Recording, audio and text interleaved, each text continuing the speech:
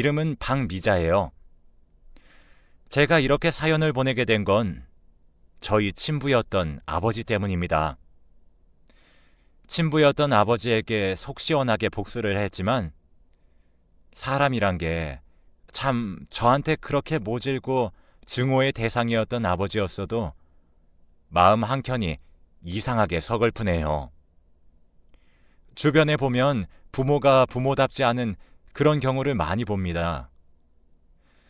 대다수는 좋은 부모들 아래에서 좋은 환경에서 크는 경우가 더 많지만 저 같은 경우는 좋은 부모 아래서 배운 게 없어서 그런지 조금은 이기적이고 제멋대로이긴 합니다.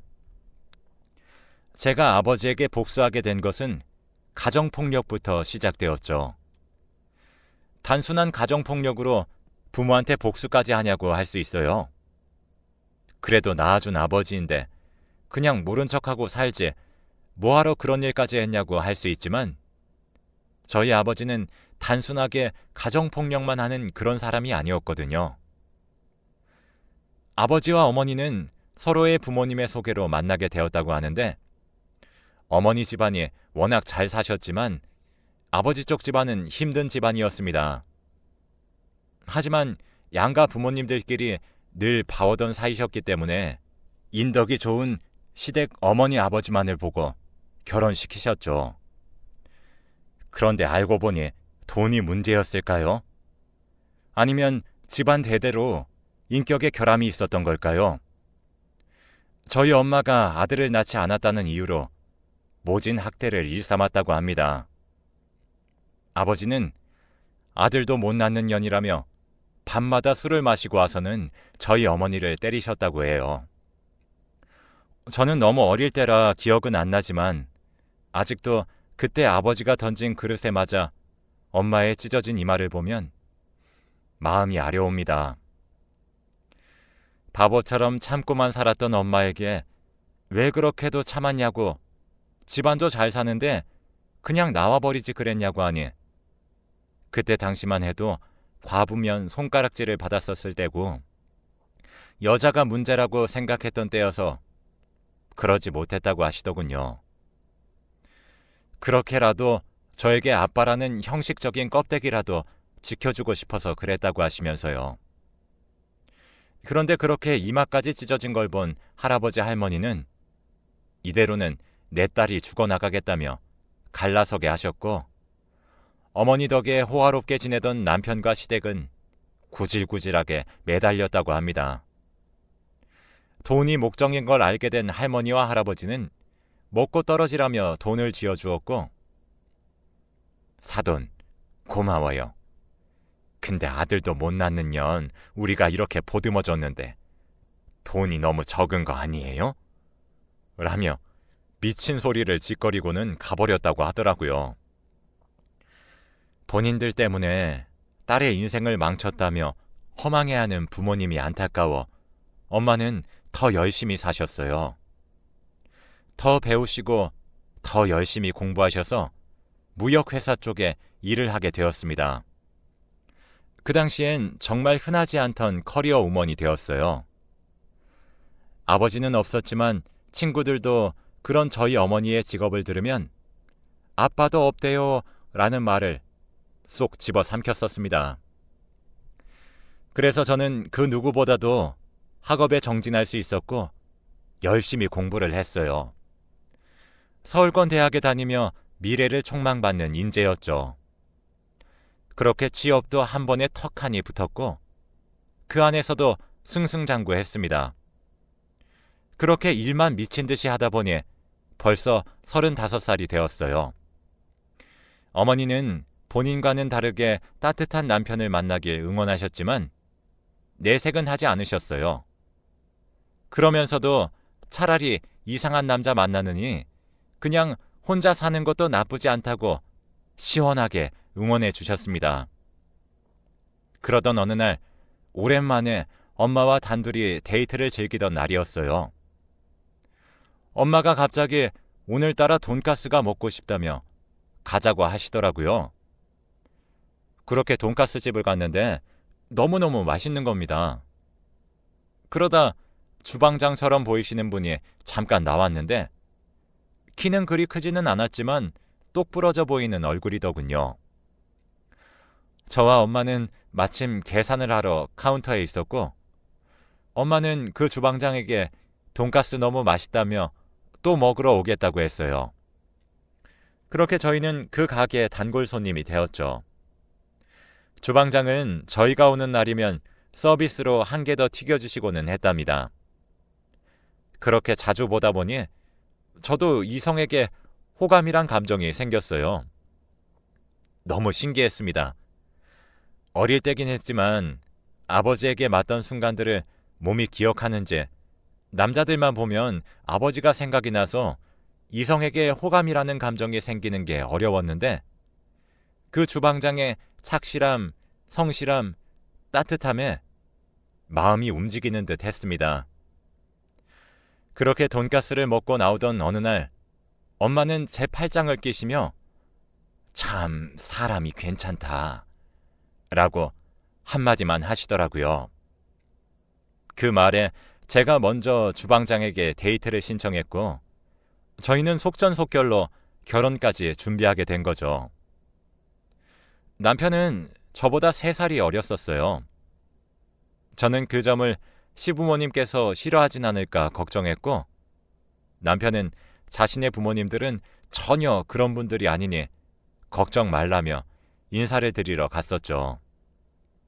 정말 다행히도 시부모님들께서는 온화하고 따뜻하신 분들이었습니다. 세심하게 저를 배려해 주셨고 젊은 나이에 높은 직급에 오른 저를 입에 침이 마르도록 칭찬하셨죠. 그렇게 인사를 잘 마치고 상견례를 앞두고 있었는데 시부모님 쪽에서 일이 생겼다고 급하게 취소를 하셨어요. 그렇게 일주일 뒤로 상견례가 미뤄졌죠. 제가 워낙 시댁 부모님들의 인덕을 칭찬했던 터라 저희 엄마는 하루빨리 보고 싶어 하셨습니다. 그래서 저에게 혹시 사진 같은 게 있냐고 너무 궁금하다며 아이같이 조르셨고 저는 남편에게 부탁해 가족 사진을 보여주었죠. 갑자기 엄마가 핸드폰을 떨치며 사시나무 떨듯이 떠는 게 아니겠어요? 그러더니 하루 이틀을 말씀을 못 하시고는 몸져 누우셨습니다. 저는 혹시나 엄마가 잘못될까봐 회사 연차까지 쓰고 돌봐드렸고 그런 저를 본 엄마는 안 되겠다며 말을 하시는데 충격적이게도 남편의 시아버님이 바로 제 친아빠라고 말씀하시더군요. 어떻게 저에게 이런 일이 생길 수 있나 하늘이 노래지는 기분이 들더군요. 그러면서 원망이 마음속에서 솟구치기 시작했어요. 딸을 낳았다는 이유로 엄마를 때리고 버려놓고는 잘 살고 있는 아버지가 너무 싫었습니다. 내 손으로 무너뜨리고 싶다는 생각이 들었죠. 우리 가족은 과부라고 손가락질 받으며 견뎌냈었는데 아버지는 보란듯이 새 가정을 이뤘고 아들 덕에 떵떵거리면서 살고 있는 게 너무 괘씸했어요. 엄마는 그냥 마음을 접으라고 하더라고요. 그냥 잊고 다시 새로운 사람 만나서 살면 된다고 더 이상은 얽히지 말자고 했지만 그런 엄마를 보니 더욱더 복수가 하고 싶더라고요. 엄마를 설득했어요. 엄마뿐만이 아니고 할아버지 할머니도 아버지네 가족에게 당한 거라고요.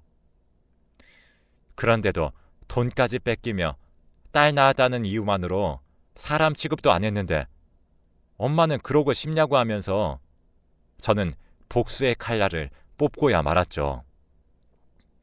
상견례도 결혼식도 무사히 치러냈습니다. 적당한 사람을 골라 저희 엄마인 척 해달라고 했었고 저희 계획은 순조롭게 첫 스타트를 끊게 되었습니다. 집안에 복덩이가 들어왔다며 저를 흐뭇하게 바라보시는 시아버지를 볼 때마다 피가 끓는 것만 같았어요. 한 마리의 짐승을 보는 것 같았죠. 저는 일단 그 집의 재산을 몽땅 털어가야겠다 생각해서 신혼집의 명의도 제 것으로 해두었고 그동안 남편 돈으로 사둔 땅도 제가 남편을 꼬드겨 제 명의로 다 이전시켜 두었습니다. 시댁 쪽에서는 잘 사는 집안 며느리라고 생각을 했는지 그런 행동에 별로 의심하지 않았었죠. 그저 제 마음을 얻기 위해 더 많은 땅들과 부동산을 제 앞으로 이전시켜 주었습니다. 그렇게 잘 나가는 며느리였던 저는 시댁에 명문가라는 타이틀까지 달아주게 된 거죠. 시댁은 그런 저를 자랑하고 싶어서 근질근질해 하셨습니다. 그래서 저는 맞장구를 쳐주었죠. 거하게 한턱을 쏘며 잘 나가는 며느리 뒀다며 주변의 부러움의 대상이 되었습니다. 이제 제 두 번째 계획을 진행하려고 했는데 한 가지가 부족했습니다. 마지막 계획을 완성하기 위해선 시부모님들의 더 큰 약점이 필요했거든요. 그러던 어느 날 술에 취한 남편이 뜻밖의 일을 입에서 꺼냈습니다. 사실 자신이 7살이 되던 해에 여동생이 생겼다고 했습니다. 그런데 출산을 하러 갔던 엄마 아빠는 여동생이 태어나자마자 죽었다고 하면서 모혈을 했다고 해요. 얼굴도 한번 보지 못하고 죽은 여동생이 안쓰러워 가끔 이렇게 생각난다고 하더라고요. 그 뒤로 부모님은 아이를 낳지 않았고 홀로 커서 그런지 죽은 여동생이 가끔씩 생각날 때가 있다고 하더군요. 그러면서 남편이 문득 그 말을 꺼냈습니다. 근데 이상하지? 여동생이 죽었는데 엄마 아빠는 장례도 치러주질 않았어. 지금 생각해보면 너무 이상해. 또 더 이상한 건 뭔 줄 알아? 여태까지 여동생 산소에 단 한 번도 데려간 적이 없어. 라고 이야기를 하는 게 아니겠어요?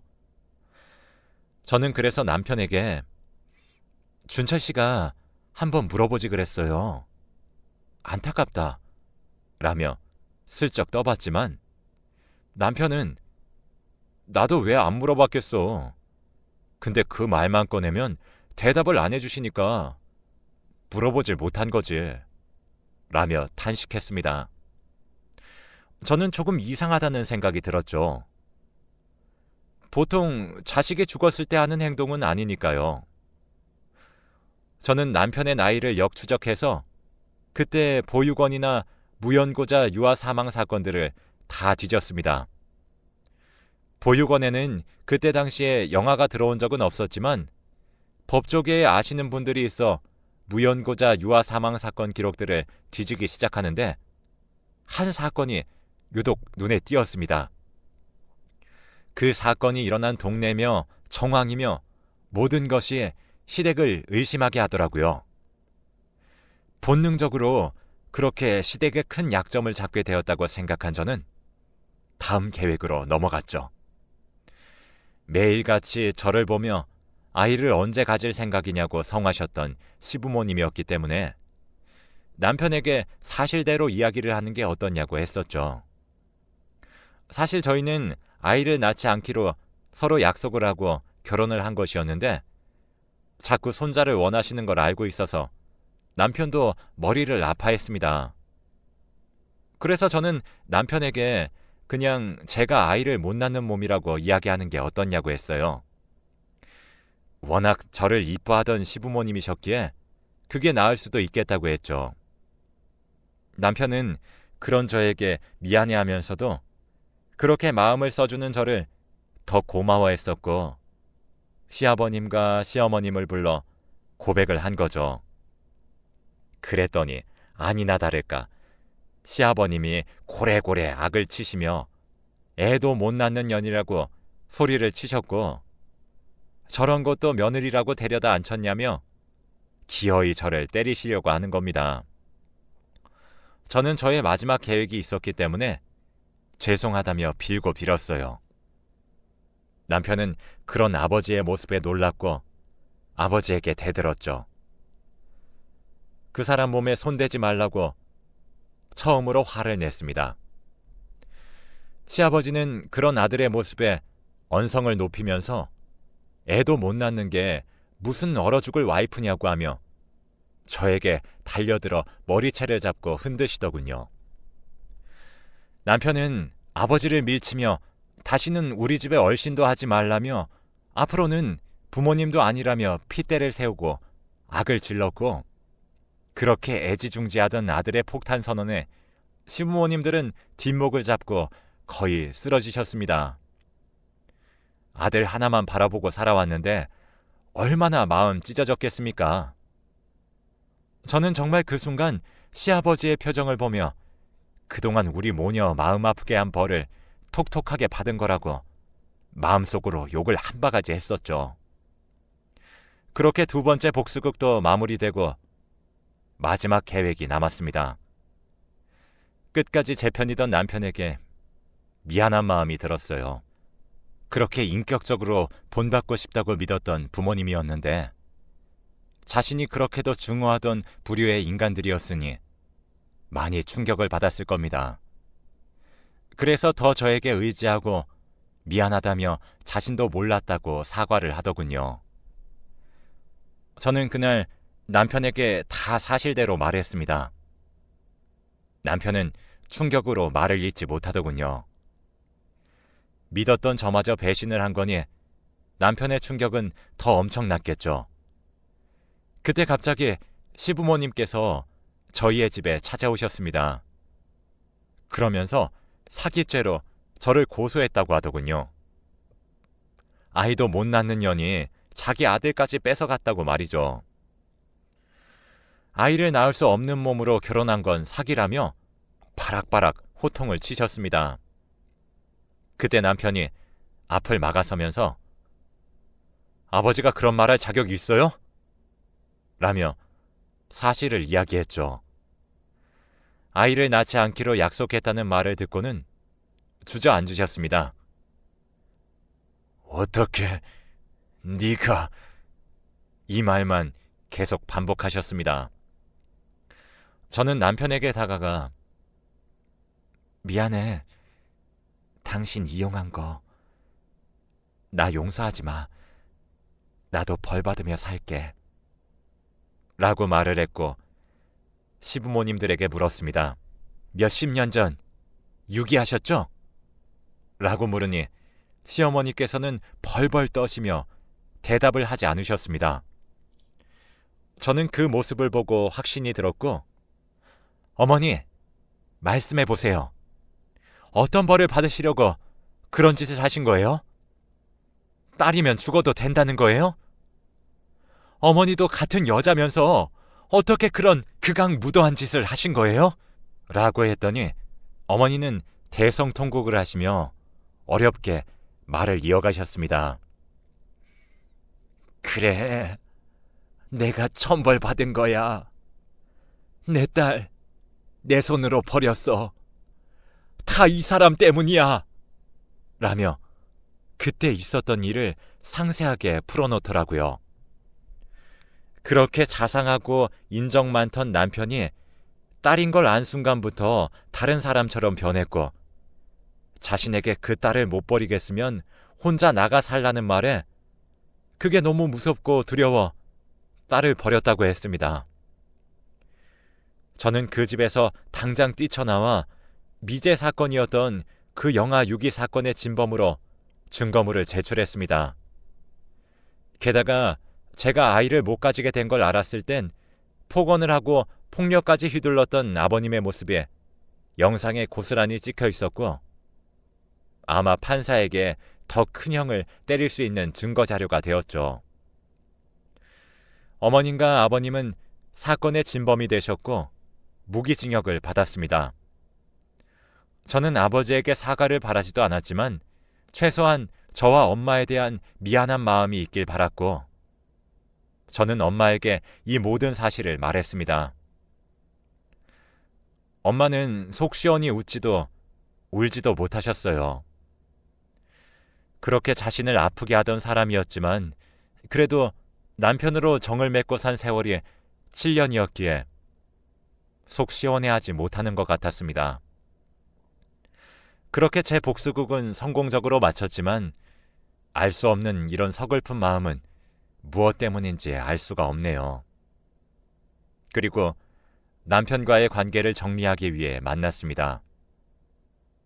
그리고 먼저 무릎 꿇고 사과했어요. 당신은 아무 잘못이 없는데 내가 그렇게 집안을 풍비박산 낸 거 용서하지 마. 미안해. 라고 했더니 남편은 저를 일으켜 세웠습니다. 정말 남편은 그 집안에서 나온 사람이 맞을까 싶을 정도로 착하고 순한 사람이었죠. 그리고 강한 사람이었습니다. 저에게 오히려 알아야 될 걸 빨리 알게 해준 걸 고맙다고 하더군요. 자신도 정말 몰랐던 모습이었다고 합니다. 감쪽같이 속고 살았다며 다른 여자를 만났다면 아마 그 여자가 그런 수모를 겪었을 수도 있었을 거라고 오히려 빨리 알게 된 게 다행이라고 했죠. 그리고는 또 하나 고마운 건 자신의 악몽에서 벗어나게 해준 게 고맙다고 했습니다. 그래서 무슨 말이냐고 물으니 여동생이 죽고 난 후로 알 수 없는 악몽을 꾸었는데 웬 여자아이가 매일 밤 야산에서 울면서 살려달라고 했다고 합니다. 그래서 자신은 더 여동생을 못 잊고 지냈고 죽었다고만 믿었기에 유기 사건이라고는 상상도 못했다고 하더라고요. 그리고 여동생 묘지를 만들어주고 나니 그 뒤로 더 이상 꿈에 나타나지 않는다고 해요. 어쩐지 저와 지낼 때에도 남편은 밤마다 식은땀을 흘리며 깨는 모습이 자주 있었거든요. 아무튼 저와 남편은 이제 정리를 해야 했습니다. 갖은 이유로 혼인신고를 미뤄왔었는데 남편은 이제서야 알겠다며 씁쓸하게 웃어 보이더군요. 이제 남편이 아닌 이복 오빠와 여동생 사이로 돌아온 거죠. 저는 그동안 명의 이전을 받아왔던 땅들과 아파트를 돌려주었습니다. 아버지가 가지고 있으면 혹시나 합의금이나 영치금으로 쓸까봐 다 뺏어둔 거였습니다. 감옥에서라도 떵떵거리며 살게 하고 싶지도 않았거든요. 그렇게 이복 오빠와는 절친하게 지내고 있습니다. 그 일이 지난 지 9년이 다 되어가는 지금도 친남매처럼 투닥거리며 지내고 있고 엄마 또한 아버지가 죄지 아들이 죄겠냐며 그동안 속인 게 미안해서인지 어쩐지 잘 모르겠지만 친엄마처럼 서로를 챙기며 지내고 있습니다. 친아빠의 근황을 들어보니 감옥에서도 지나가는 여자들만 보면 침을 뱉어대서 독방에 사람을 한 명도 못 만나는 곳으로 옮겼다고 하더군요. 시어머니였던 분은 이복 오빠가 가끔 가서 안부를 묻기도 한다는데 오히려 마음의 짐을 덜었다고 했다더군요. 그동안 누군가가 목을 조르는 것처럼 제대로 숨을 쉬지 못하고 살았는데 오히려 한결 편해졌다고 죗값 치르고 사는 게 더 마음이 편하다며 괜찮다고 했다고 합니다. 저는 그 뒤로 계속 일을 해오다가 40세 정도 되었을 때 저와 같은 처지였던 사람과 결혼을 하게 되었어요. 남편 쪽은 재혼이긴 했죠. 어머니가 홀로 어렵게 키워오셨는데 그걸 무시하던 전 와이프네 가족에게 질려서 이혼을 했다고 해요. 그래서 저희는 더 통하는 게 많은 것 같아요. 제 마음 다 털어두지 않아도 알아주는 사람과 함께 살아가니 위로도 되고 힘도 되는 것 같아요. 인연은 있는 법이긴 한가 봐요. 그렇게 마음 주지 않고 살던 제가 행복한 결혼 생활을 하게 될 줄 누가 알았을까요? 그런 환경에서도 열심히 살아온 제 인생에 대한 보답이라고 생각합니다. 여러분들도 살다 보면 어떤 상처들이 생기고 이길 수도 없을 것 같은 상황들이 생길 수도 있는데 분명히 이겨낼 수 있습니다. 어떤 일이라도 빠르게 이겨내시면 그에 대한 복을 받을 거예요. 올 한 해도 복 많이 받으시길 기원합니다.